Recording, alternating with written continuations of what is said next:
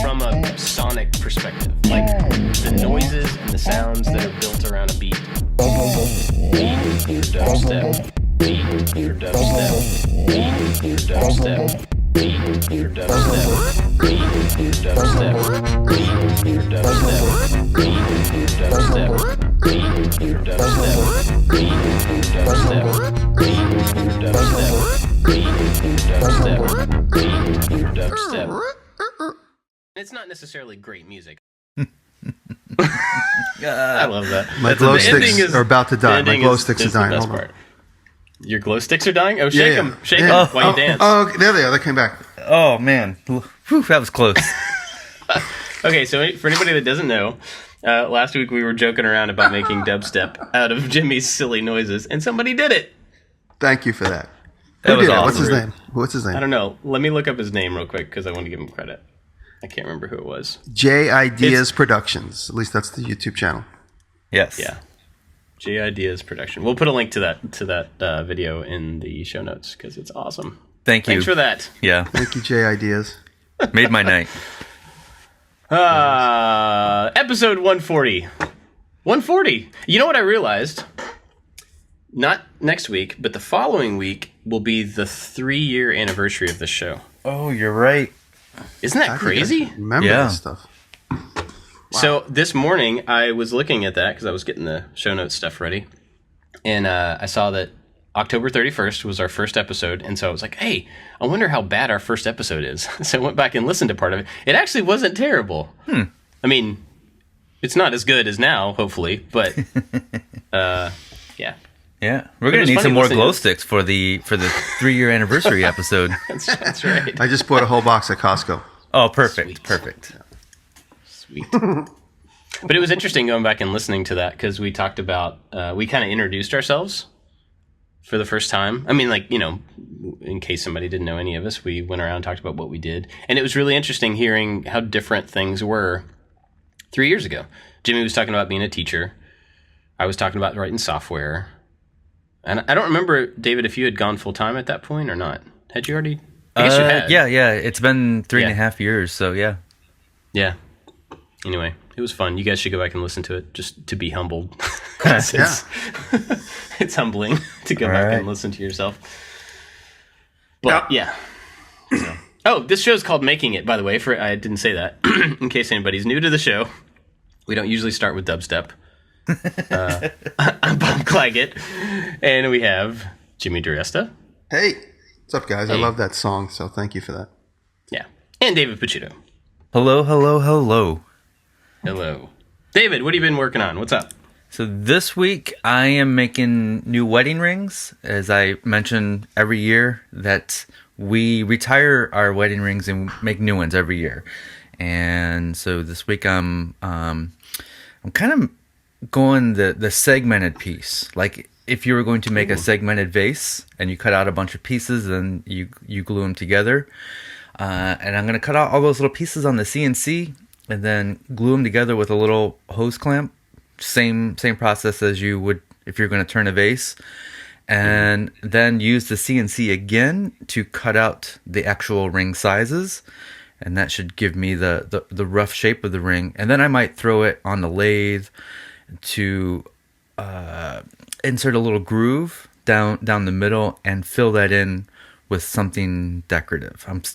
I haven't completely designed it yet, but that's my thought process right now.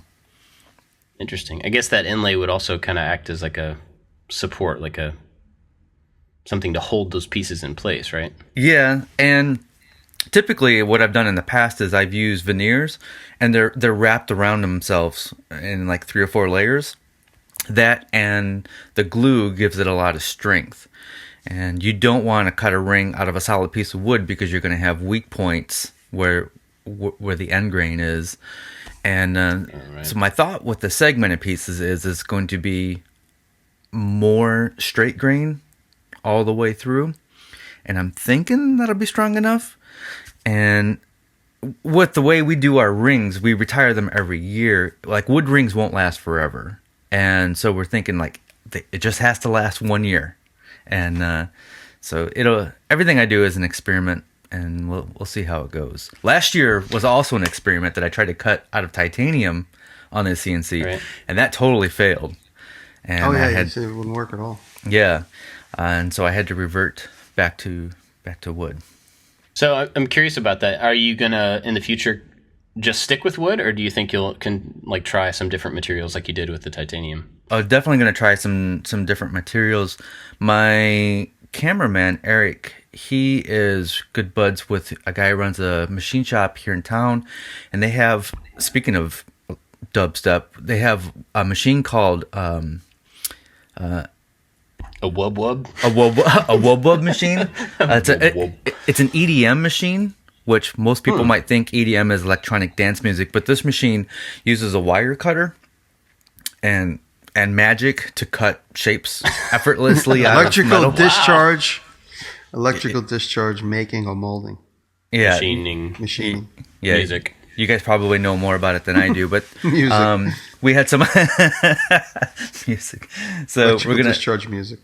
We're gonna play around with that at some point. I also I want to play around with. What does that machine do? I'm sorry, I was being silly and I missed that. Basically, it uses a wire, I think, charged with electricity that just cuts a very, very thin curve out of hunks of metal. You can, you can throw whatever in there, and you can get some very precise cuts out of it. Wow, I've never heard of that. Sounds cool. And dangerous. I was hoping to do that this year. But every year at this time, I find myself running out of time to make the rings because our anniversary is actually tomorrow. Well, happy anniversary. Well, thank you. Electrical discharge machining. Yeah. Huh. I'm looking it up on YouTube, and there are several videos about it. That sounds pretty awesome. Yeah. So that's what I have going on. Awesome. Jimmy, what are you up to? Oh, well, we just hosted the Axe class. The guys are still here. They're all getting ready to go. Then we're going to have lunch. A lot of the guys got a late flight, so we're going to have breakfast and lunch. And Tracy is the teacher I hired to come and teach the class, and he's amazing. He proved to be such a good choice. He's a great guy, and he's an endless wealth of knowledge. And he's here. He's going to do a last demonstration today and use a turbo plane and make a bowl out of a chunk of wood we took out of the woods. So the guys are going to hang out for that demo, the few guys that are still here. But the weekend Axe class was great. It was just so much fun. Nobody got hurt. We had 9 guys. We selected wood. We went out into the woods, cut down some ash trees, split them up, talked about how to take a piece of wood and season it. And, you want to choose the right piece of wood with the right grain. And because we can't jump through time, those pieces of wood would not necessarily be turned right into a handle. They would be, you'd draw knife them down to a vague representation of what you ultimately want to do. Then you let those dry for a year or two. But he had some wood. Tracy brought a bunch of wood with him, and the guys jumped right in, and we did some bandsaw techniques, some draw knife techniques, and then we set the head. And then yesterday we spent most of the day doing the leather sheath with Taylor kind of heading the class. And I was the muse. I was just like the muse helping everybody around the whole thing and giving my 2 cents. I did a lot of bandsaw help with the guys. It was great. It worked out so well. And it was, just like every time we have a weekend group up here, everybody bonds and we have a lot of laughs. And it was such a great weekend. So just coming to a close. Awesome. It's like we don't know what we're calling it, like man camp. Everyone's trying to come up with a good hashtag, but the hashtag I think that stuck is Diresta Axe class. But it was great. I really want to get up to there to do one of those with you. We should schedule a thing. Awesome. So it's just 3 of us. So this now is the second one, and I've hired the professional photographers for the last one. This time I hired Tracy Chevron, the Tracy Chevron. He's the expert axe maker. But what's interesting about Tracy? He has no social media. He's like a total expert, like this hiding in the wild. And he makes bowls and spoons, and now that's become his life. And so between me and his girlfriend, I'm convincing him. So if you notice my posts about the class, I tell everybody to go follow him and insist that he posts more pictures of his work. So he's like slowly getting convinced. He's like one of these guys that's just like, social Schmedia. I don't really need it. But because he's just in the shop all the time. And, more power to him. He's just constantly making axe handles and mallets and selecting wood. He's a total woodsman. He's a great dude, and we had a great weekend, and the students loved him. And so now we're trying to get him out of the darkness into the light. So everybody go to his channel, go to his Instagram, and you'll see it linked into mine, and insist that he post more pictures. He's got so much to give. This guy's great. And so we had a great weekend with him. So next class, maybe it's going to be you two guys. And we talk about, what would be funny?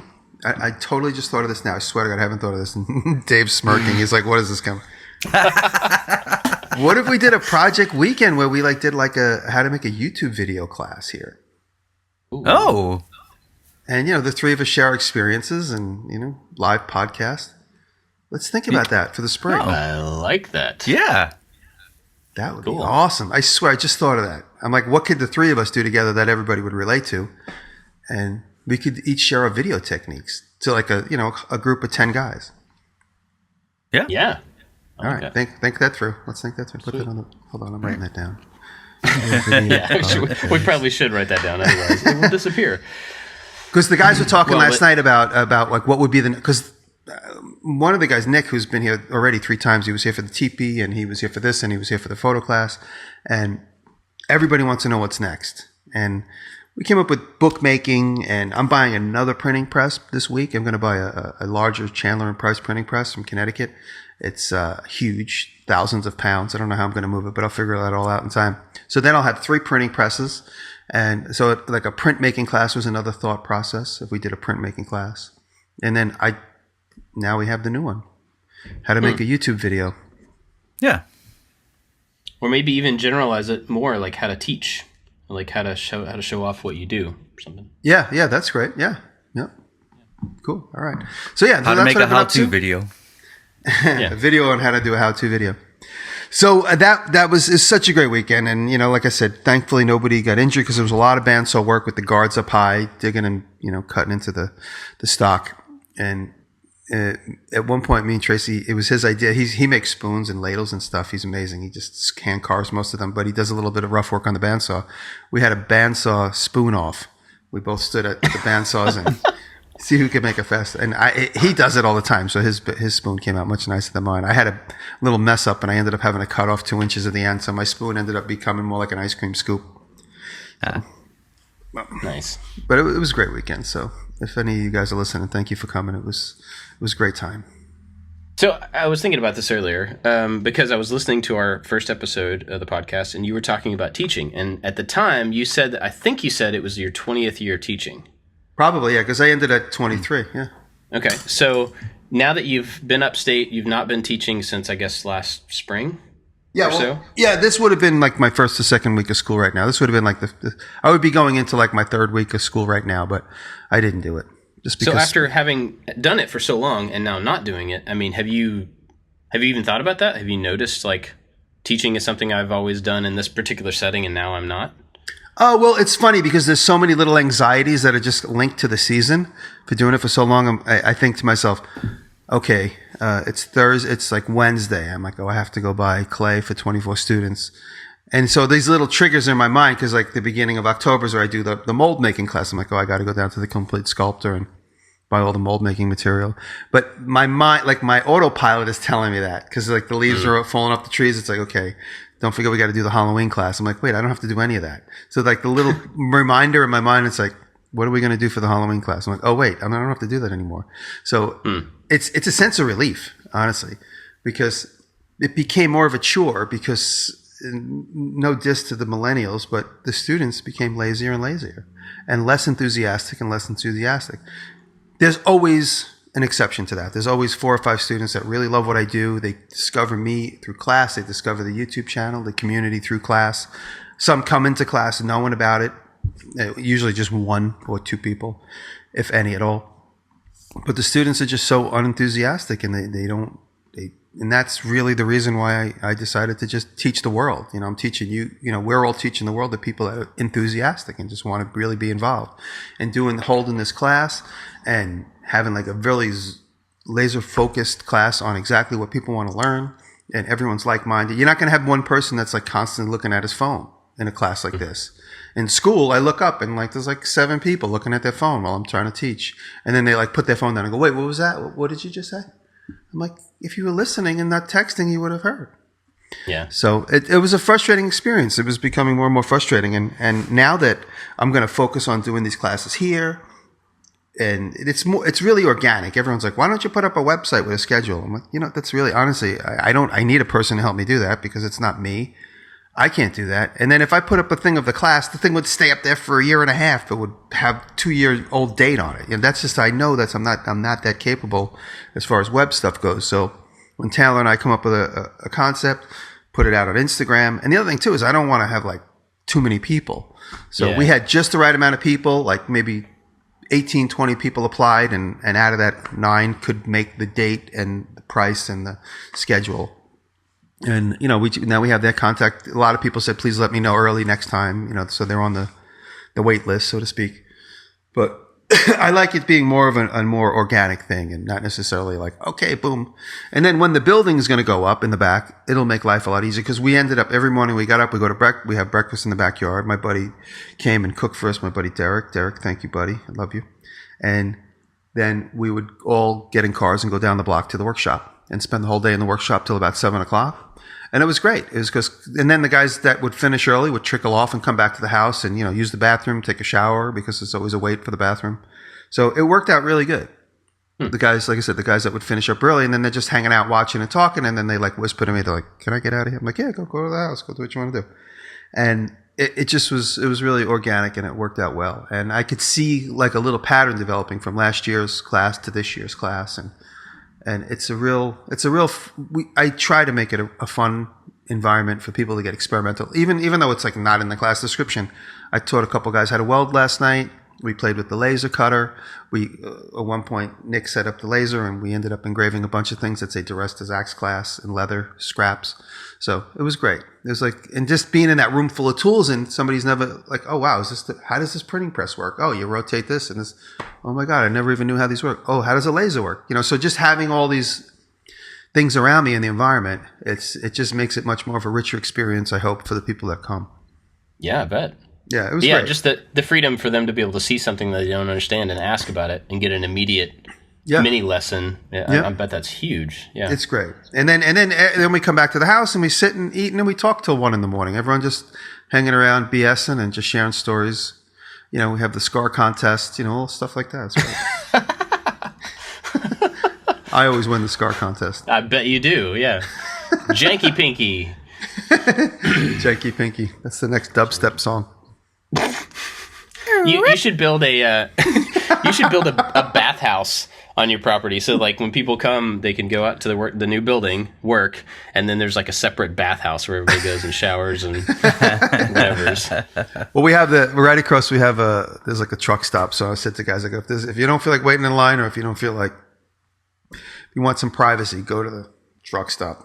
There's not a shower in the truck stop, but I said, if you need to go take a break, go to the rest stop.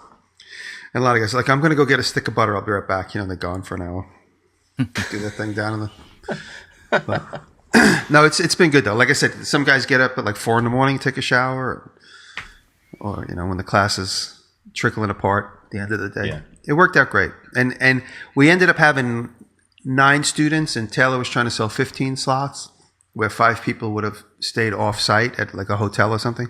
But this worked out perfect. It was the right amount of people. There wasn't... Because at one point, when it was like time to go and use the bandsaws, it was like 2 people in line at the bandsaw. I have 3 bandsaws, so there's 2 guys in line at each bandsaw waiting to use, and me and Tracy giving them instruction.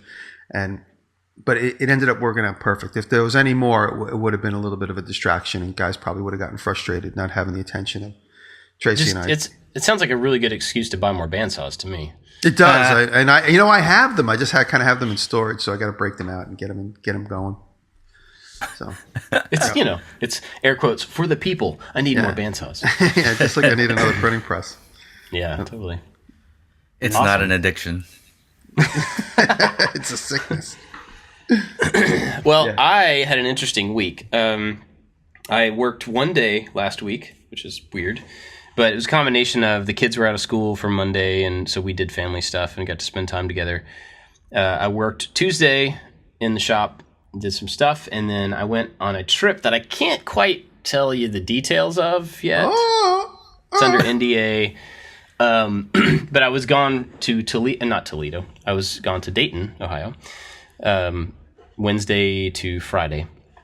And two of my boys had birthdays this past week. One's today, one was last week. So we had a party this weekend and spent time with family and did stuff as family, for the weekend.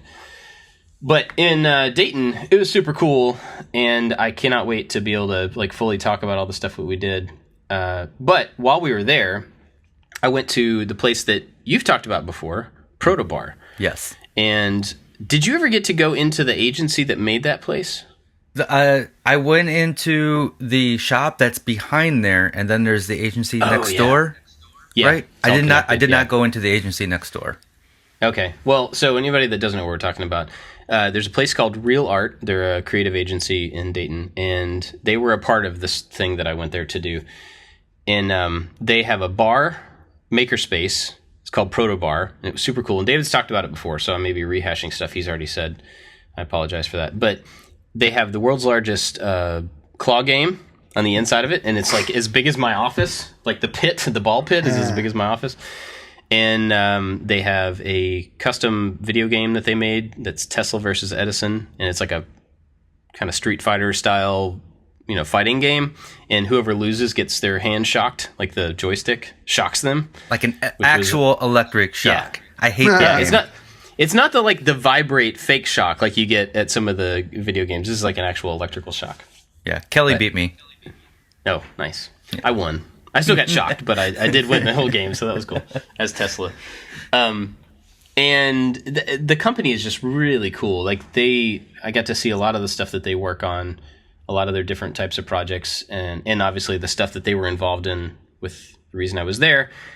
Super cool, really great people, and all very complimentary of all three of us. They all wanted me to tell you guys hi, and a lot of them listen to the show and love our videos and stuff. So it was really a fantastic weekend.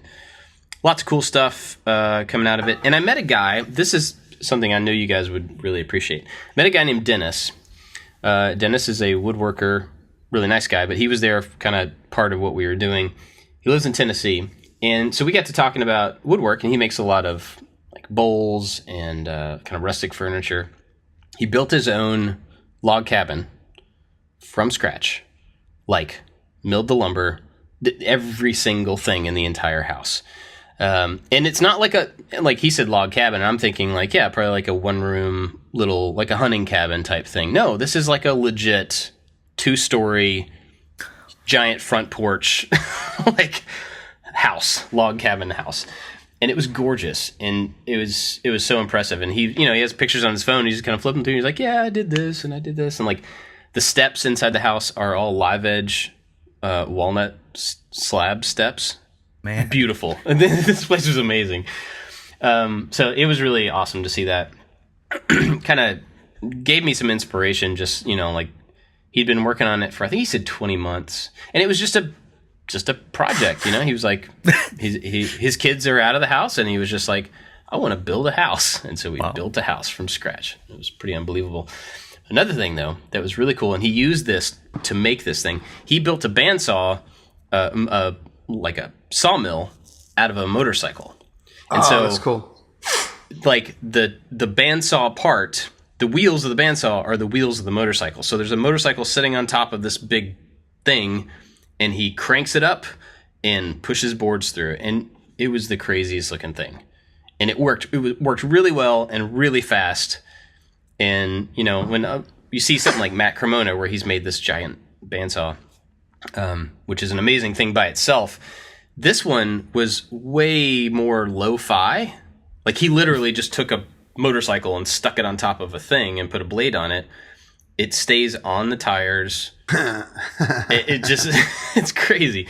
But, effectively it does the same thing as something as big as Matt's. Matt's can mill much larger pieces, but it was really cool. And I'm going to put a video to it in the show notes so everybody can see it. And it's just a simple phone video of him using it, but it's still super, super cool. So that was pretty awesome. So that's what I did last week. I have a video coming out this week where I made a cake plate. And it's one of those things, I don't know if I talked about this before or not, but it's one of those things that my wife's asked for a long time. And I was kind of like, yeah, it's not very interesting to do for a video, you know. And I still don't think it was very interesting to do for a video, but I did it anyway. How'd it come out? It came out pretty good. It's like a maple top, solid maple top, and a walnut base. And I learned a bit about the lathe from doing it, which is, you know, so there's value in it because I did actually take something away from doing it. In that, I have so little lathe experience that when I was turning these pieces, I was thinking pretty much just about getting them even. So like for the base, it's a really plain base. And I was thinking, how do I get like the edges as smooth as possible?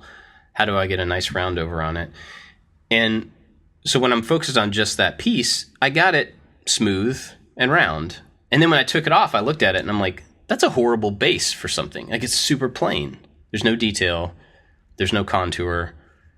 And I didn't think ahead of time about, you know, the decoration that you can do with the lathe. I was thinking more about kind of getting a flatness and a smoothness to it. And so and also I don't have enough experience when thinking about making multiple pieces on the lathe as to how to attach them together and always maintain center on both ends of the piece so that you can flip it around.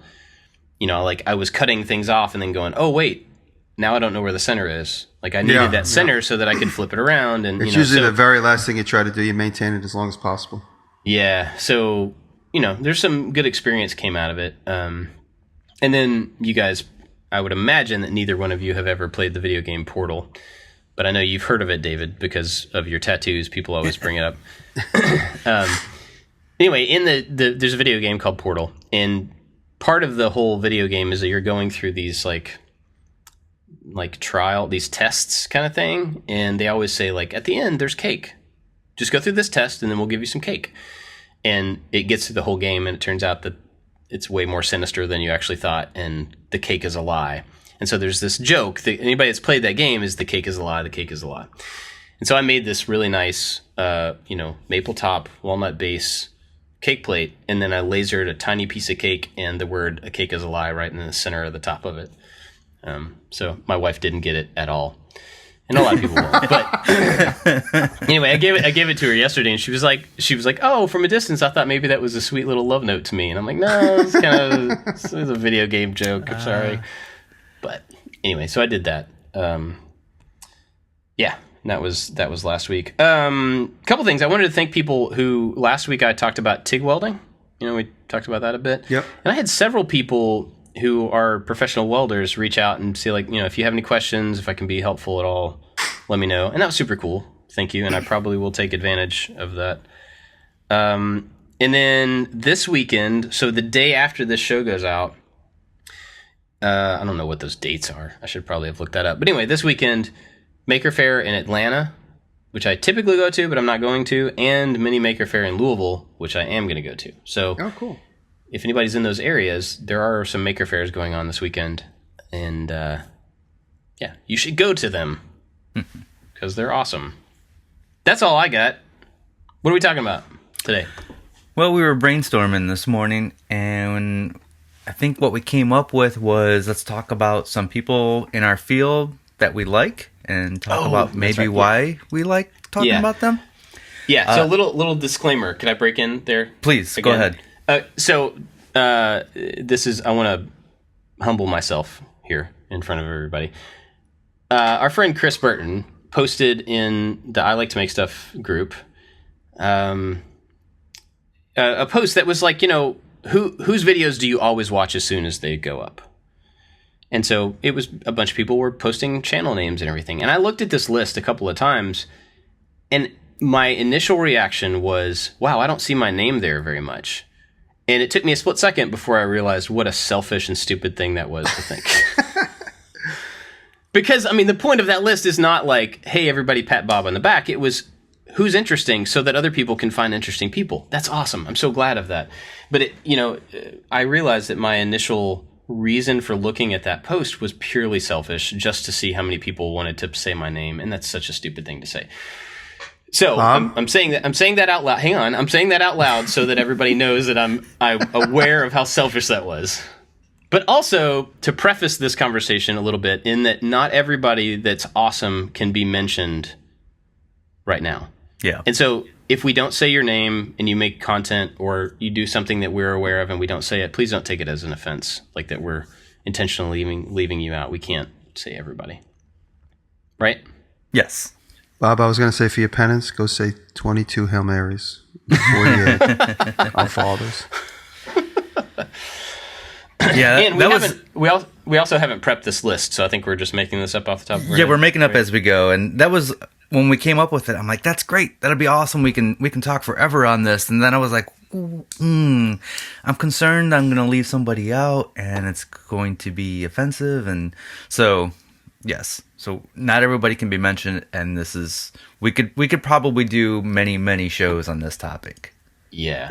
Yes. Sure. So shall I start? Please. Yeah. I want to start, and I'm going to go ahead and make this person's video my pick of the week, and I'm going to say it right here and now. Peter. It seems relevant. I'm going to go with Peter Brown, and I think what he does is so incredibly creative, and even though he does things that I don't do, or I don't really have a desire to do, or the projects just don't kind of fit with me, like epoxy. I love watching his videos because they are so different from anybody else. He's super creative. His ideas are his own, and it inspires me to do those things in my videos, or at least attempt to. And the reason Peter Brown is my pick for the week, and I'm bringing this up now, is he just put out a video. I'm not sure if it was this morning or yesterday, but he is it Santa Rosa? Is that? Mm-hmm. Yeah.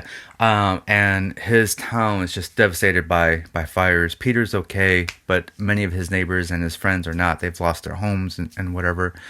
And the video that he put out is not a creative video. He's just talking about what he is going through, and it was just a very real video, and I was just drawn to what he was saying, and so my heart goes out to the people in California dealing with all that. We've had lots of disasters in the U.S. this year with many hurricanes. More seem to be on the way, and it's a tough time. And so Peter is my pick of the week. We'll have a link to his video down below, and dude's creative. Yeah, I'm going to try to link everybody we talk about as well in the show notes. Just okay. See that. I love Peter's sense of humor. I think he's amazing, and he approaches everything as like, let's see where this goes, and he's never making any claims to be an expert in anything. It's like it really is like learning with the teacher, which is great.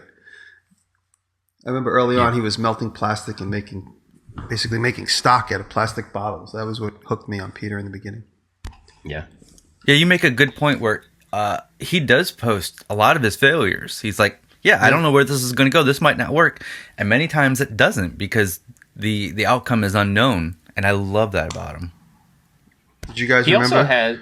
He made the gummy bear and resin encased axe handle, which I'm going to have him teach how to make a resin encased axe handle. We're going to have him next year. Nice. He also has a series called Let's Talk on his channel. And he talks about YouTube stuff, and it's very kind of like inside baseball, talking about the algorithm and comparing yourself and people disliking things you do. But it's like real talk about what it's like to create content and put it in front of people. It's good stuff. So, yeah, he's awesome. Let's see. I did not prepare, but let me look at my subscription list. I have somebody I can talk about. Yeah, go for it. Oh, hold on. Somebody just burst in the room. Sorry. She said the people here are eating all the food, and she gave me what was left. I don't know if I'm not outside for breakfast. What?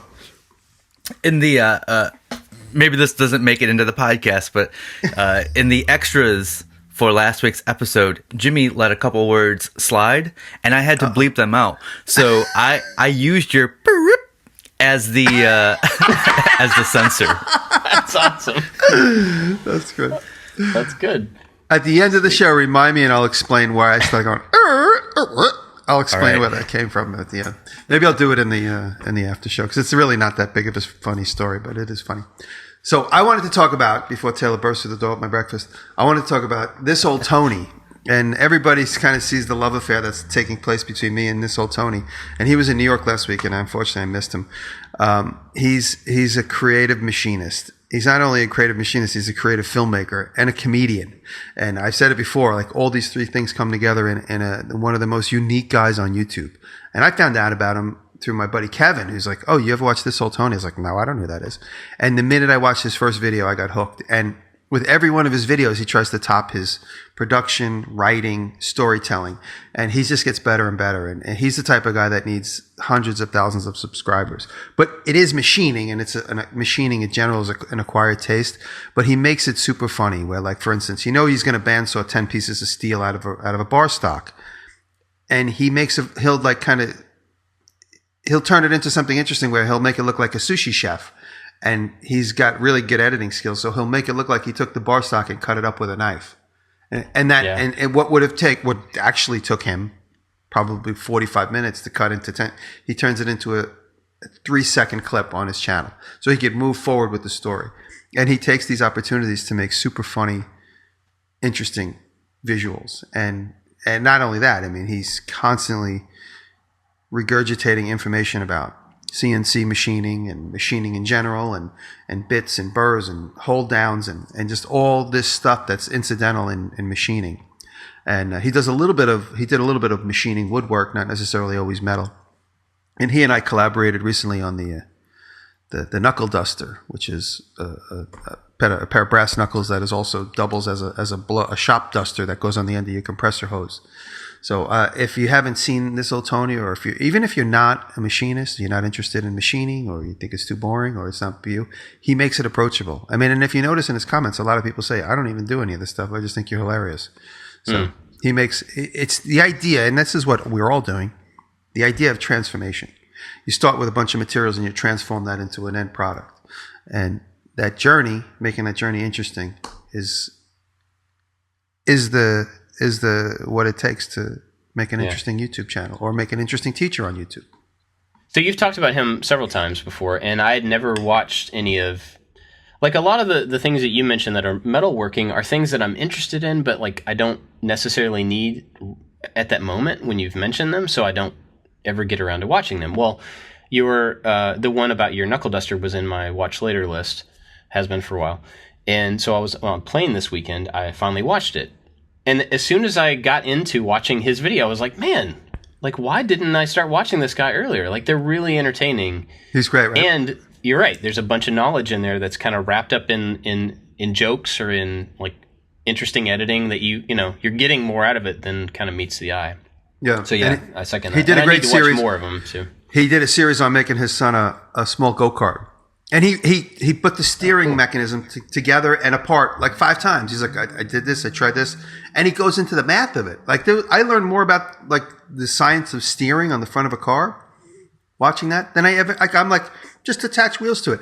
And watching him, I totally realized why I made a go-kart when I was a kid. And the wheels, the minute you turn the wheels, it would just flop over or flop left or right. I made that, and I was like, I don't know what I did wrong. But watching that, now I know what I did wrong 30 years ago. Maybe 35 years, 40 years when I made this go-kart as a kid.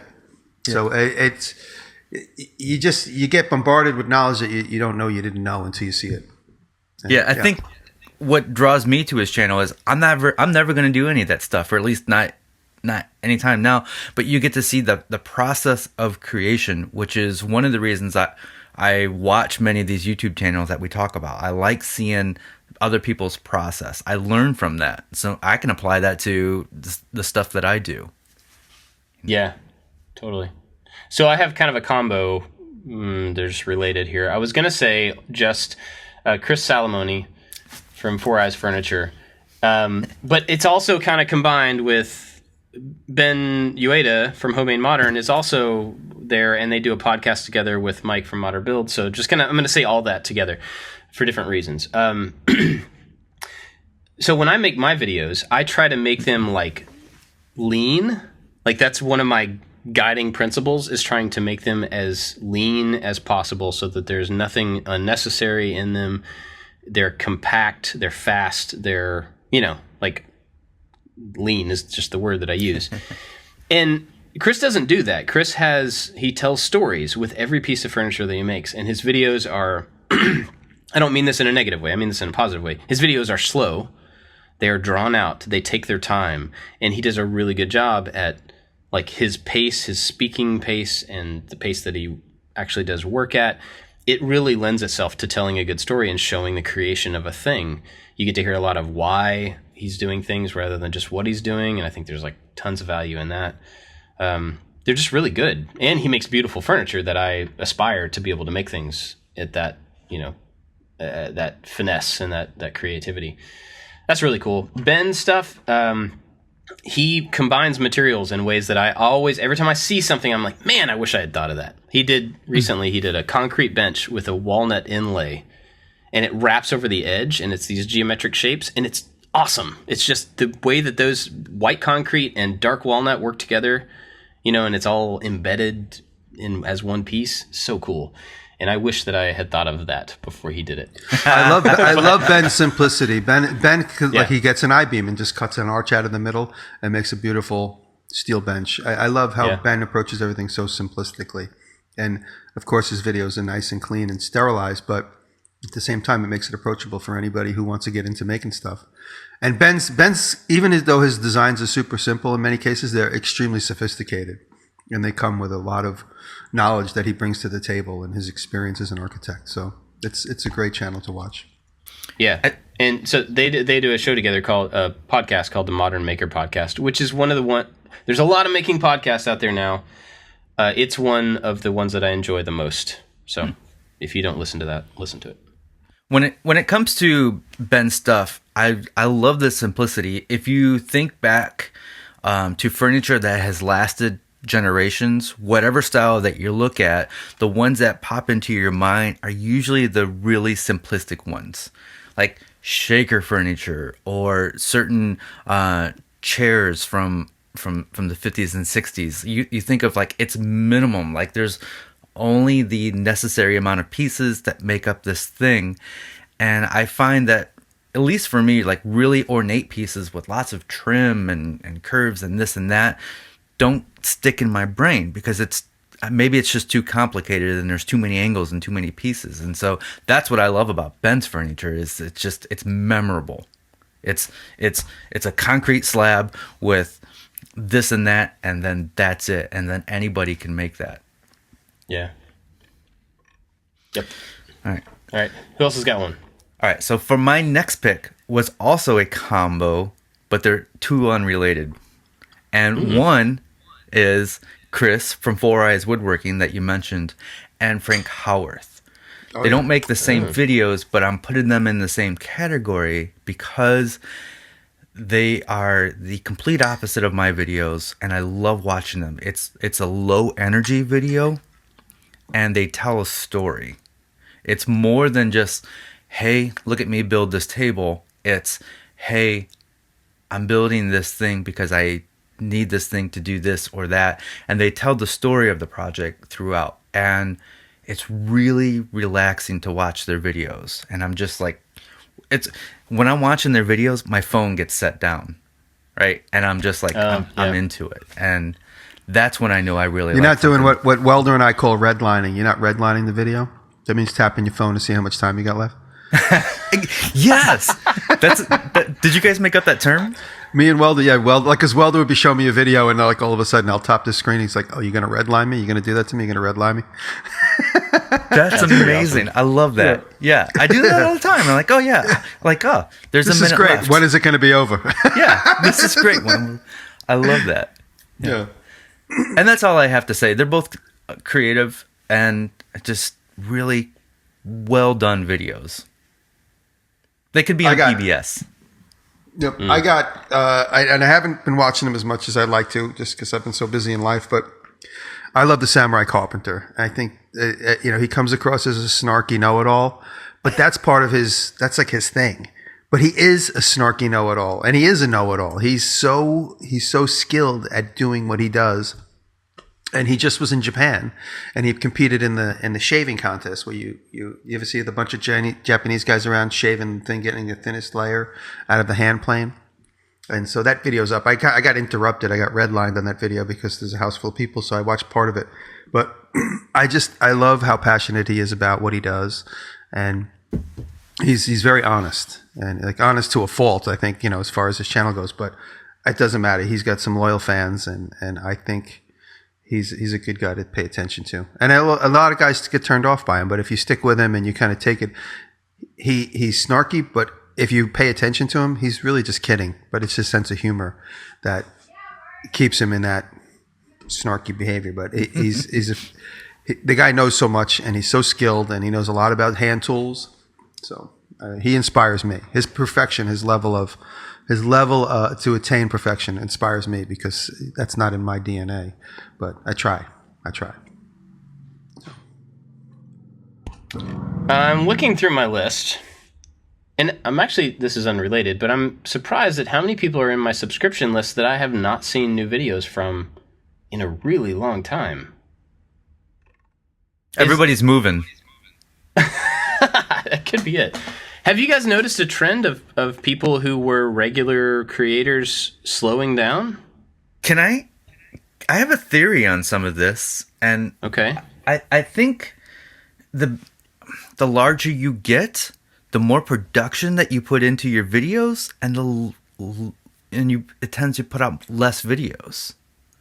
I'm noticing this about some of my favorite creators, and one of them is Mystery Guitar Man.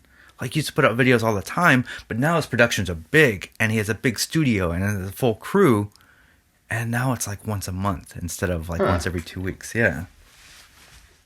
I can see that. I mean, I've definitely felt that pressure, that like I want to do bigger things, and that just takes more time. Interesting.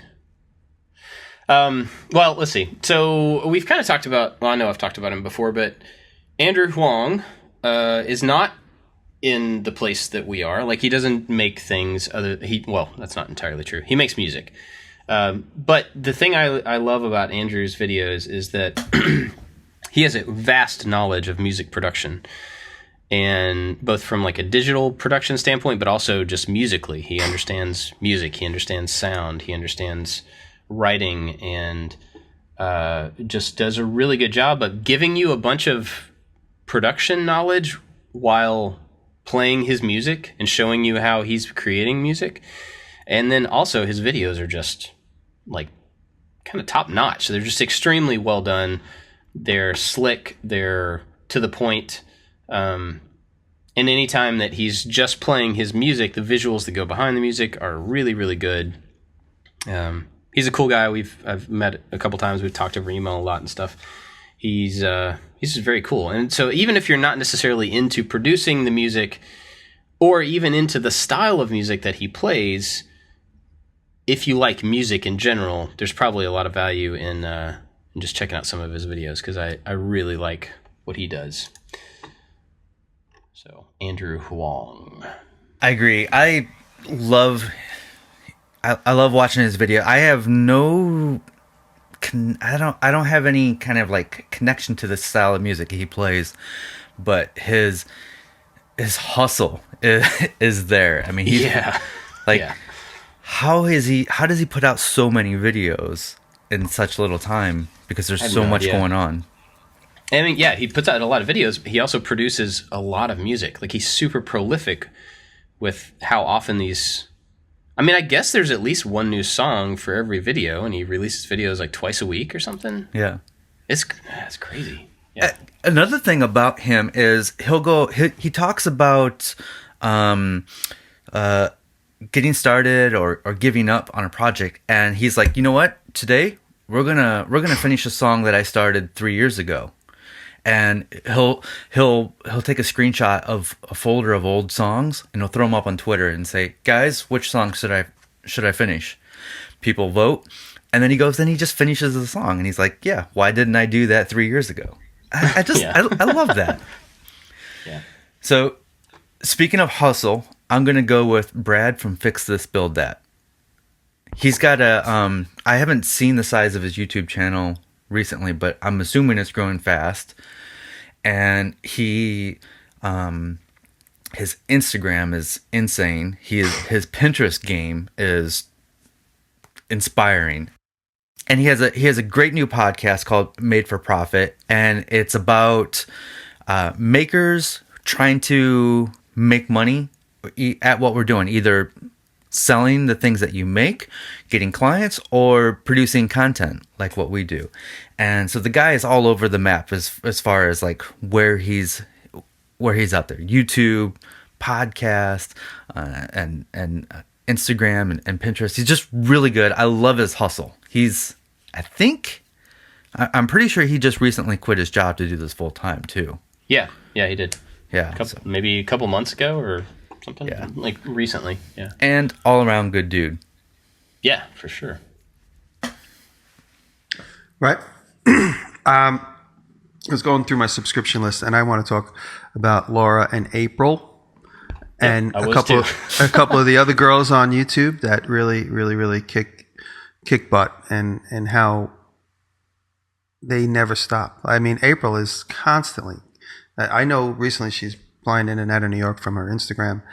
April is killing it. She just keeps working so hard, and she's going to hit big, really big somehow, some way. I mean, she's grown, and she's growing fast, and I love how she just jumps right into welding. She just jumps right into anything she puts her mind to. So I think it's inspiring to see April, and then also Laura, who, I know these guys personally, and it's just great to see them just constantly creating great content and just working so hard. So it inspires me. Like every time I see something stow up, I'm like, why aren't I finishing this, or why aren't I doing that? And that goes to everybody that constantly creates stuff. But they're up there with the content creators that I happen to pay attention to and see new stuff from them very often. It pushes me. Like I just heard Laura's working on a tiny house. I'm like, I should be making a tiny house. I want to make a tiny house. So like that's like the little bug that gets put in my ear when I hear about what everybody else is doing. So yeah. So I have a huge amount of respect for both of them. I mean, they work super hard. They're both super talented. They make great videos and great projects. I also have a huge amount of respect for the fact that they are in a place that, like, being women in what has historically been kind of a male-dominated area of, construction and welding and making things and all that, they, I know, have to put up with so much garbage that's just unnecessary, and I've never heard either one of them complain about it, which is awesome. I mean, and they have every right they to. let it roll off their back. They laugh. Like, I mean, I've been in the presence of the two of them discussing this stuff and just laughing about, the horrible comments they get. But they have every reason to complain about it. Don't hear me wrong. Like I'm saying, like they would be totally validated in saying, like, I hate being treated the way that I am treated in comments and stuff like that. But you're right. They let it roll off their back, and they focus on what they do and how they do it, and it's awesome. I think they're setting a great example for other women to come in and create things and publish it, but also for like people like my daughter, who just see women taking charge of doing what they want to do and not letting anybody get in their way.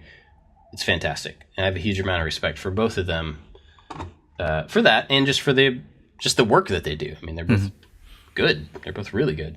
Yeah, I love seeing the diversity that we're now seeing in the creator space. And when we're always brainstorming for topics, something that's always in the back of my mind is talking about diversity. But then I'm like, you know what? I don't think people want to hear three old white dudes talking about that. And so I push it away. But I'm glad to see that there's more than just old white dudes making content or making woodworking videos now. It's important. Yeah.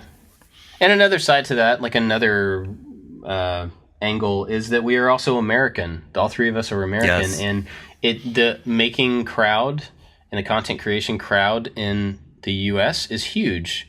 And that's great. But we're certainly not all of it. There are tons of people like Laura in Europe, and there's people in South Africa, and there's people in Asia who are all over the world who are creating amazing things and creating amazing content.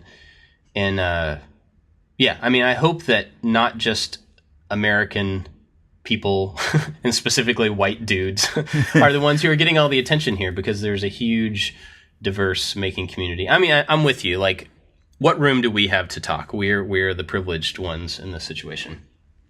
But I hope everybody knows that there is a lot more out there than just people like us. Yep.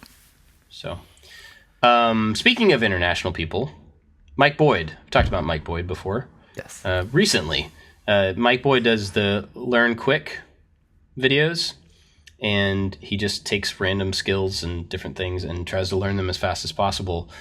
And his energy is just, and his persistence are just infectious to me. Like every time I watch one of his videos, I'm like, man, I want to go take a new thing that I don't know how to do and learn it as fast as possible. And he's just a lot of fun to watch. And really, I mean, I watching him like battle through something and be so frustrated about not being able to, like, take for instance, he wanted to do a manual on a bike recently, and that's where you ride on your back wheel without pedaling.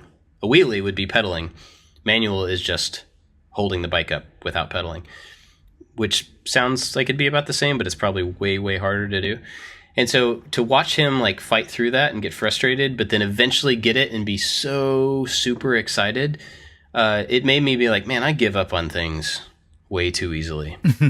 Or I don't even try them in the first place because I assume that they're going to be difficult, you know. This task is probably going to take me way too long to be able to make a video out of it, so I'm just not going to do it. What a horrible thing to do. What a cheap and lazy way to like only focus on things that you know you're going to be able to accomplish. So anyway, big kudos to Mike Boyd for challenging my persistence. I don't know how many more rounds we go, and so and I wanted to get this guy in here because it's completely unrelated, but it's the host for The Hot Ones, which is a channel called First We Feast. And the show The Hot Ones is they eat super crazy hot wings.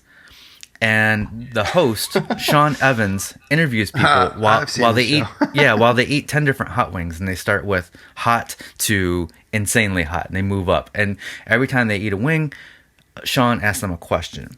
And Sean Evans is the best interviewer ever. Like, he's better than many of the late night hosts.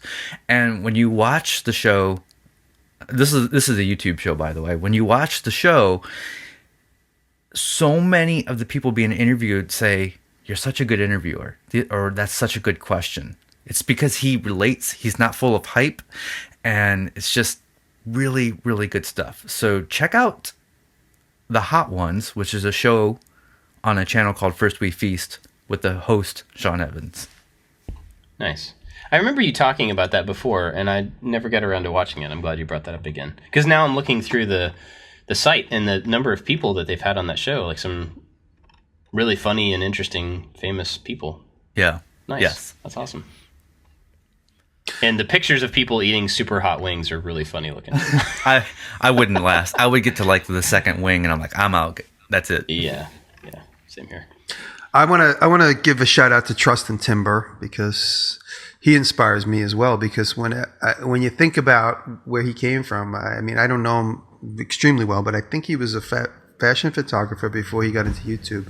But he came to meet me in the city, and he said he got into YouTube specifically because of me, which is humbling and so sweet.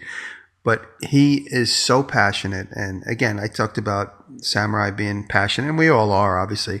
But sometimes I'm a little scattered, and when I see someone like Trustin putting out like a beautiful video of him making something in the woods with a draw knife or whatever it is that he does, it reminds me to stop and think and pay closer attention to my skill set and put a little bit more love and care into what I know I can do. I know that sounds a little sappy, but it's true, because he's so passionate about his filming, his making, this community. He's just such a sweet guy, and he reminds me of that whenever I happen to see him in the feed. So thank you, Trustin. Yeah. Agree to all of that. Yeah, absolutely. Yeah. Cool. Well, you guys got any other ones you want to throw out there quickly? Real quick, Okay. Evan and Caitlin. And I say them because when I watch them, I love how they interact with each other, and it's just, you can tell they love each other. And I absolutely love that. You can tell they're having fun, and I find that inspiring.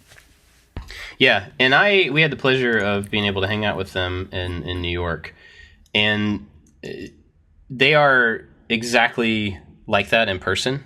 They are just as silly and fun to be around, and they're great. Awesome. Cool. Well, maybe we'll do this again sometime and add some more people to the list, but I think that's probably good for today. Well, I guess we kind of just did what we were watching. I actually have. I didn't know we were going to talk about this, so I did pick somebody that, I was going to use for that segment. So I'll just throw it out there real quick. I have not watched very many of his videos yet, but last week I did a cyborg arm video when it was just foam. It was a Halloween costume, and so I made foam pieces that went onto a sleeve, and it was a quick costume video.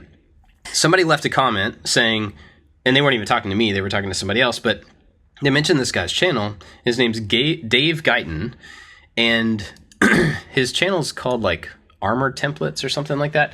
But anyway, I clicked on it, and he makes these armor pieces.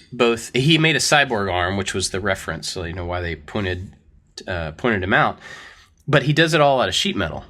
And he doesn't really have any fancy tools. He does basically everything with like tin snips and ball peen hammers and a little anvil type thing.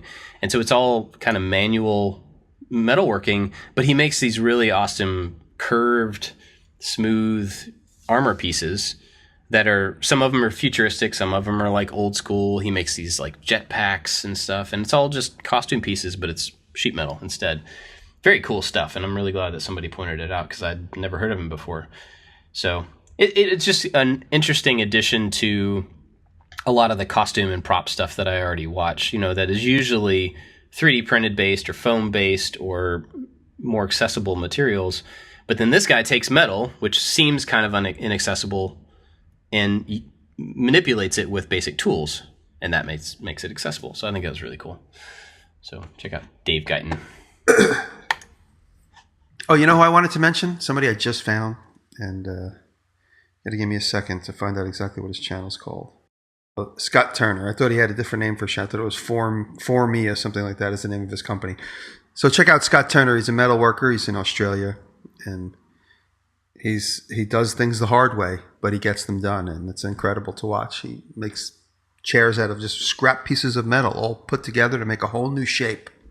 So you might look at this profile of a chair and think to yourself, how did he get that? But when you watch the video, he just welded like 30 different pieces of metal together and then welded them together big enough than his perimeter, and then comes back in and cuts his profile.